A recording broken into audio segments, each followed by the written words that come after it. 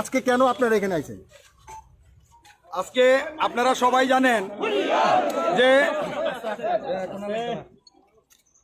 25 বছরের একটানা শাসনে থাকা যে দাম্ভিক সরকারটা, যেই সরকারের মাননীয় মুখ্যমন্ত্রী প্রাক্তন মুখ্যমন্ত্রী ছিলেন মানিকবাবু, যেই মানিকবাবুর নেতৃত্বে আমরা 98 থেকে শুরু করে 2002, 2006, 2009 ইন্টারভিউ দিয়ে উনি চক্রান্ত করে ইচ্ছাকৃতভাবে 2010-এ সারা দেশে শিক্ষার অধিকার আইন লাগু হওয়ার পরে আমাদেরকে জবগুলি দিল।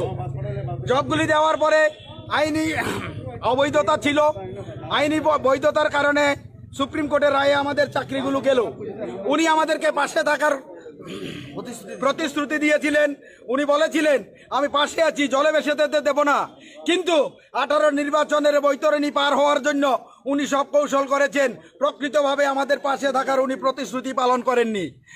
তখন যারা বিরোধী দলে ছিলেন, আজকে যারা রাষ্ট্রীয় ক্ষমতায় রয়েছেন, রাজ্যের ক্ষমতায় রয়েছেন, ওনারা একটা আন্তরিক প্রয়াস নিয়েছে, আইন মেনে সংবিধান মেনে আমাদেরকে কর্মসংস্থান করার ব্যবস্থা করছেন। ঠিক এই সময়ও মানিকবাবুরা আবার আমাদের কতিপয় শিক্ষক শিক্ষিকাদেরকে বিভ্রান্ত করে সরকারের বিরুদ্ধে লেলিয়ে দেওয়ার চেষ্টা করছেন।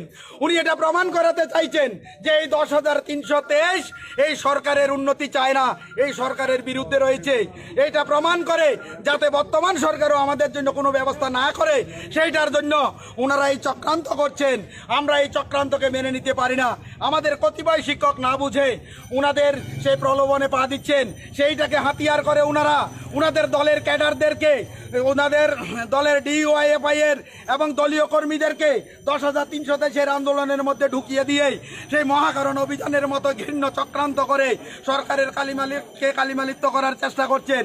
সেই সাথে এই 10,323 জন্য সরকারের মাথা বিগড়ে দেওয়ার ওনারা অপকৌশল নিয়েছেন। সরকার যেখানে আমাদের কর্মসংস্থানের ব্যবস্থা করছেন, অন্যের ব্যবস্থা করছেন, সেইখানে আমাদের ভাড়াবাতে ছাই দেওয়ার জন্য ওনারা আবার উঠে পড়ে লেগেছেন। আমি মানিকবাবুকে বলতে চাই, আপনার কাছে 52 জন এমএলএ ছিল।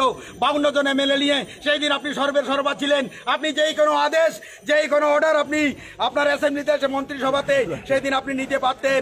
যদি আপনি সত্যিকারে আমাদের পাশে থাকতেন, সেই দিন আপনি কিচ্ছু করেননি আমাদের জন্য। আজকে যখন একটা সরকার আমাদের কিছু না কিছু করার জন্য 2 বছর আমাদেরকে টিকিয়ে রেখেছেন, আমাদের জন্য কিছু একটা করতে যাইছেন, আপনারা কেন আবার সেইখানে পরিস্থিতি উত্তপ্ত করার চেষ্টা করছেন? আপনি কেন আপনি আবার আপনার দলের লোকেদেরকে, ক্যাডার বাহিনীর লোকদেরকে লেলিয়ে দিয়ে আমাদের আন্দোলনকে বেচতে দেওয়ার চেষ্টা করছেন? আপনাকে হুঁশিয়ারি জানাই, আপনারা সামলে যান। আপনারা 10,323 পরিবারের যে সর্বনাশ করেছেন, এই জন্মে সেটার আর ভরপাই আপনারা করতে পারবেন না। এখন আমাদের যেইটুকু ন্যূনতম ব্যবস্থা হতে চলেছে, সেই কেন আমাদের আশায় আপনারা ছাই ডালবেন না। আপনারা আপনাদের জায়গা থাকুন। আমরা কোনো রাজনীতি বুঝি না, আমরা কোনো দলাদলি বুঝি না।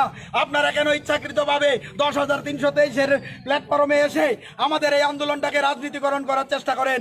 আপনি আপনার দলের লোকদেরকে সামলে দিন, আপনি বুঝিয়ে দিন যে 10,323 অধিকার তারা নিজেরাই আদায় করবে। আমরা সিপিএম পার্টির কাছে তার সমর্থন চাই না, আমরা সিপিএম এর কাছে সাহায্য চাই না। সিপিএম পার্টির সাহায্য আমাদের দরকার নেই। সিপিএম পার্টিকে 25 বছর সাহায্য করে সেইটার প্রতিফল 10,323 পরিবার বুঝতে পেরেছে। আজ তারা সর্বশান্ত রাস্তায় এসে পড়েছে। আপনারা আর আমাদের রাস্তায় আসবেন না, আপনারা আমাদের জন্য আর মেকি ভালোবাসা দেখাবেন না। আপনাদের অনুগ্রহের আমাদের কোনো প্রয়োজন নেই। আপনারা আপনাদের জায়গায় থাকুন, আমাদের অধিকার আমরা আদায় করব। আমাদের আন্দোলনে আপনাদের কোনো প্রয়োজন নেই, আপনাদের কোনো সহযোগিতার আমাদের দরকার নেই।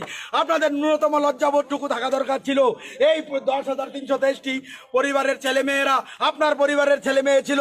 আপনি এই পরিবারের ছেলে মেয়েগুলিকে রাস্তায় নামিয়ে দিয়ে এখন তামাশা বানানোর চেষ্টা করছেন। আপনাদের ন্যূনতম লজ্জাবোধ থাকলে 10,323-এর প্ল্যাটফর্মকে আপনারা রাজনীতিকরণ করার চেষ্টা করতেন না।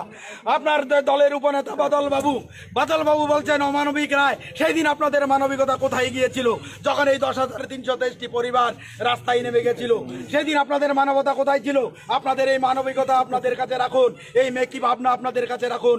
10,323 আপনাদের নেপথ্যে যে রাজনৈতিক চক্রান্ত সেটা বুঝতে পেরেছে। 10,323 আপনাদের অনুগ্রহের কোনো প্রয়োজন নেই, আপনারা আপনাদের জায়গা থাকুন। আজকে আমরা আপনাদেরকে প্রাথমিকভাবে হুঁশিয়ারি দিলাম, ভবিষ্যতে আমাদের পথে আসার চেষ্টা করলে পুরা রাজ্যব্যাপী 10,323 আপনাদের বিরুদ্ধে এমনভাবে নামবে আপনারা সেদিন সামলাতে পারবেন না, মুখ লুকাতে পারবেন না।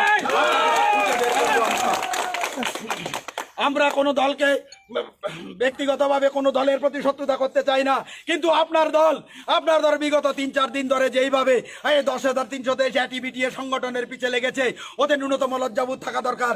আপনি ওই দলের নেতা হয়ে আপনি আপনার দলের লোকেদের বুঝিয়ে দিন যে 10,323 কোনো রাজনৈতিক প্ল্যাটফর্ম নয়, রাজনৈতিক সংখ্যা নয়।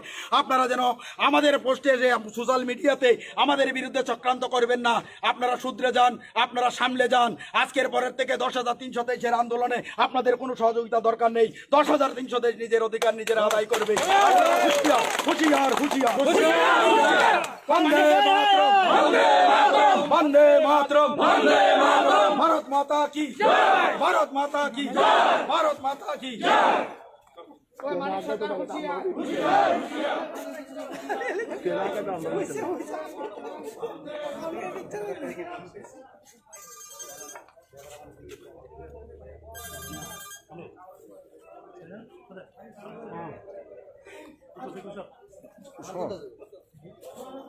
গার্ড না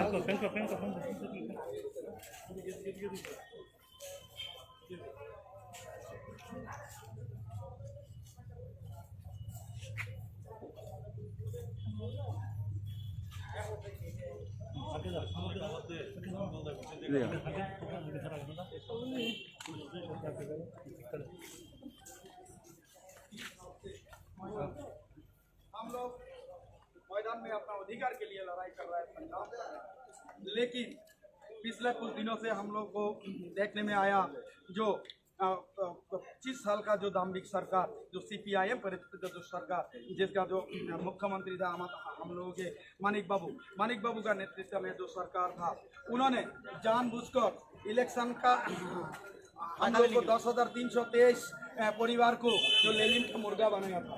उस दिन उनके पास हर संभव क्षमता थे, उनके पास 52 MLAs का सपोर्ट थे। उन्होंने अगर कुछ भी करना चाहा, उन्होंने दिन को रात को दिन किया। इस त्रिपुरा में अगर 10,323 को बचाने का, उनको रिहेबिलेट करने का वो जरा सा भी उनके अंदर अगर विवेक होती, हमारे लिए थोड़ा सा भी दया उनके अंदर होती, तो उस दिन उनके पास क्षमता थे, पावर थे, वो हमारे लिए सब कुछ कर सकते थे, लेकिन उन्होंने नहीं किया। जब पहली बार एक केस हुआ था तो गुवाहाटी हाई कोर्ट का सिंगल बेंच बोला था जो आपका इस केस में कोई मेरिट नहीं है, तो जो 56 लोगों ने केस किया है, आप इस 56 लोगों को नौकरी दीजिए, इसको रफा दफा कीजिए।